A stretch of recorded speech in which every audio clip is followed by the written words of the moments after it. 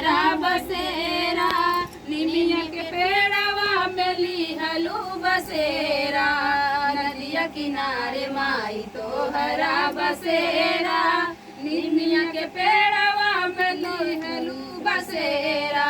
जलवा चढ़ाई माई जलवा चढ़ाई माई दिया ना जलाई हो हमार जननी हो हमार जननी एक तू हंस के सवारी हो हमार जननी एक तू हंस के सवारी हो हमार जननी लाल रंग ध्वजा कर ली है नार नारी सबही के चुनरी में लागली किनारी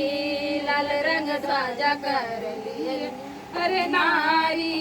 सबही के चुनरी में लागली किनारी हरवा चढ़ाई सब लोग लुगाई हो हमार जननी एक तू हंस के सहाई हो हमार जननी एक तू हंस के सहाई हो हमार जननी सुर नर मुनि सब नारे उतारे जय शीतलाय नमः हरदम पुकारे सुर नर मुनि सब आरती उतारे जय शीतलाय नमः हरदम पुकारे गूंजलाय आवाज ब्रह्म लोकवा में हो जाई हो हमार जननी